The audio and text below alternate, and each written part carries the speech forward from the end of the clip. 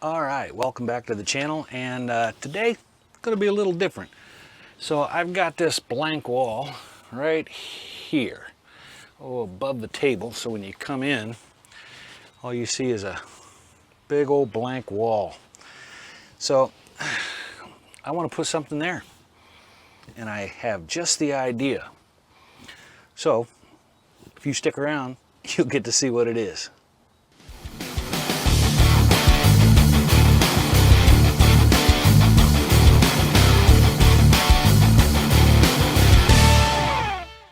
Alright, so we are going to use the CNC. I do have my material, which is an MDF, already fastened down. Router is almost at the ready.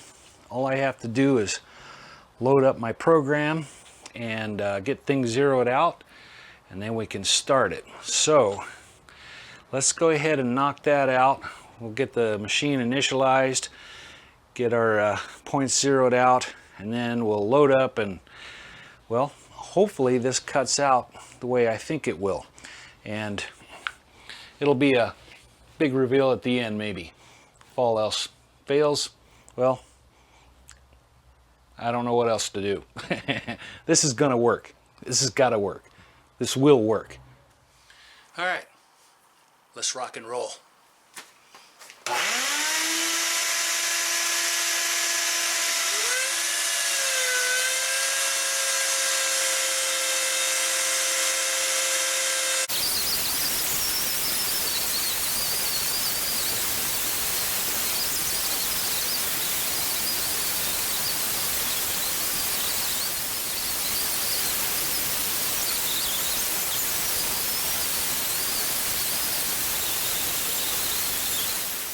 Alright, so we've got her cut out, so let's go ahead and pull it out of there.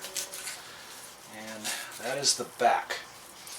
And it's recessed here, so when I cut the acrylic, it should lay in there nice and flat. And we'll have to go around and clean up a little bit of shavings here. And then we'll get that all nice and painted. Alright. Now that I'm looking at it, I made two files, and I think I cut the wrong one, but this will work, and yeah, it'll work. Alright, so let me take all this stuff, get this cleaned up, and then we'll get set up for the acrylic. Alright, so now we're ready to start the cutting of the acrylic, and I am a little bit nervous about this. It's a very thin sheet, and it is a little bit flexible, so there might be a little chatter, so I'll probably follow it around with my hand just to keep the chatter down, and hopefully after a couple passes it gives me a nice clean cut. I'm using an 1/8 inch bit, and yeah, so wish me luck. So I'm going to fire this thing up. I've already initialized it, set my zeros, and well, now we just turn it on and cross our fingers. So let's get to cutting.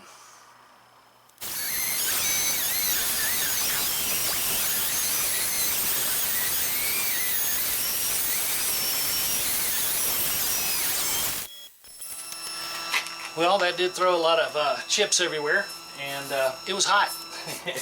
So I'm going to try to take this out of here cautiously, and I think I'm all the way through. I hope.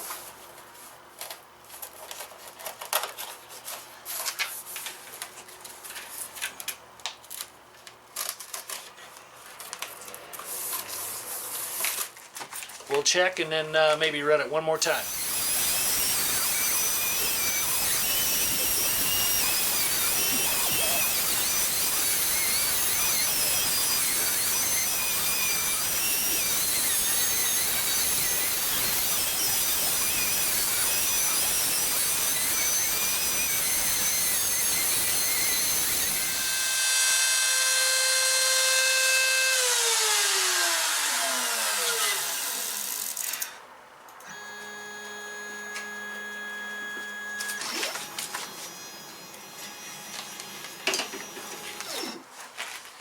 Alright, so that worked out really well.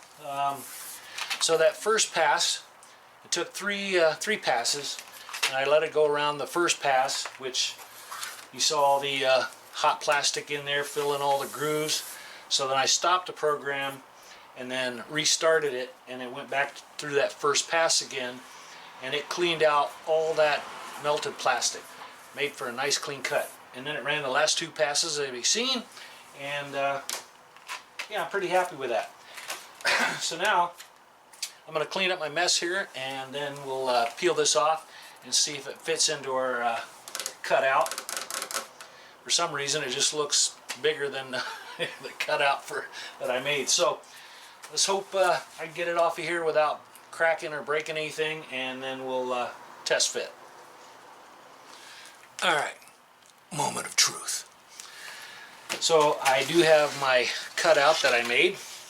That is the front section, and I'm happy with it, but I'm not like very pleased with it, only because two things. One, I had two programs where I designed this thing, and the first one I used polylines, so all the lines were kind of jagged. The second one I drew up, I saved the DXF as in splines, and all the curves were smooth. So guess which program I used when I cut it?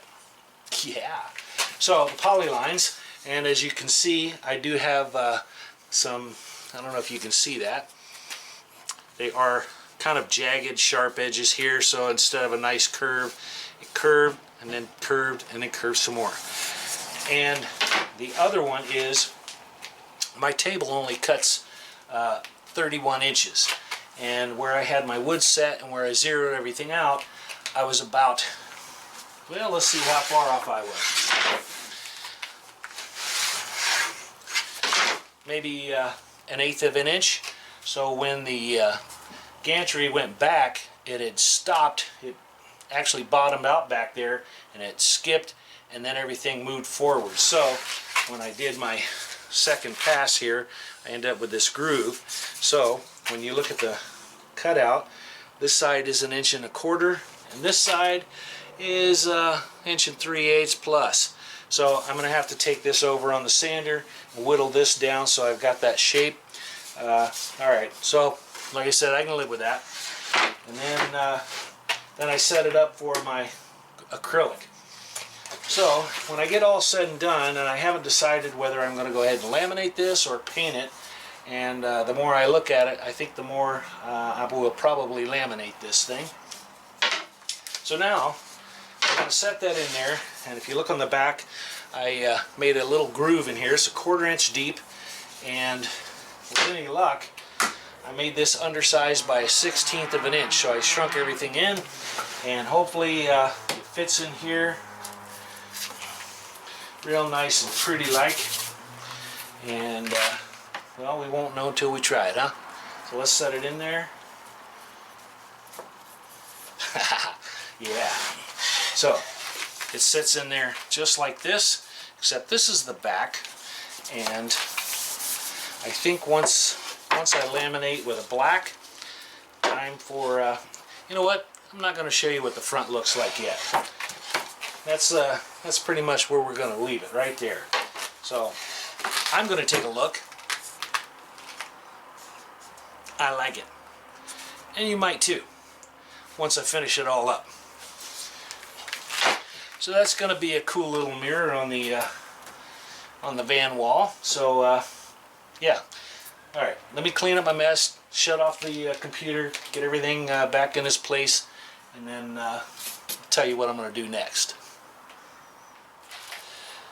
All right, well, that was a fun little project, cutting that out, and the acrylic was super simple to cut, and I think that's how I cut acrylic. Is when I set up my tool path, it's going to run in 2 or 3 passes. I think I'll run the first pass, then start the program over, let it run again, and it'll clean out those grooves. And I cleaned it out real nice. Although, you know, this acrylic gets kind of hot as you're cutting, and I didn't have my sweepy thing on there, so you could see this thing cutting, but those little pieces are flying everywhere, and when they land on you, they are a little warm. A lot warm. Hot. Anyway, so we survived, and yeah. So my next task is, I think I'm going to go ahead and get this sanded down the shape that I want, and then clean up the inside a little bit so those sharp edges aren't so pronounced.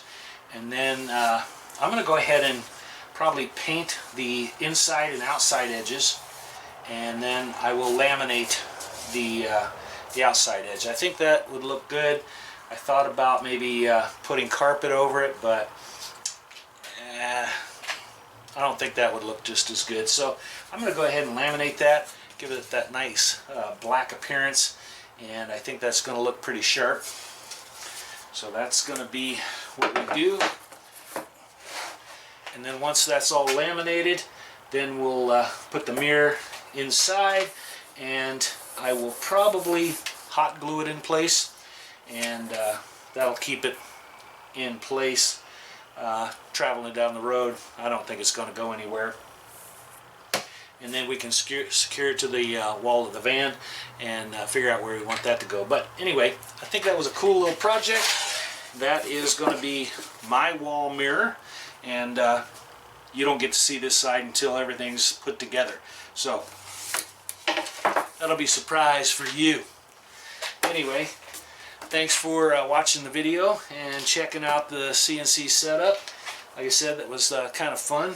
I wish I had moved my material out a little bit so it didn't jog, and cut a nice clean line. Created myself a little extra work, but that's okay. It still turned out pretty good, and I'm not going to go and buy another piece of wood and run that second program that I made. Yeah, wood's kind of expensive, even this MDF garbage. So that's where we're going to leave that, and yeah, thanks for tuning in. Thanks for watching the video. If you did like it, thumbs up, give it a like, and subscribe. And that's probably, I don't say that very often, but anyway, there it is. And until next time, stay tuned.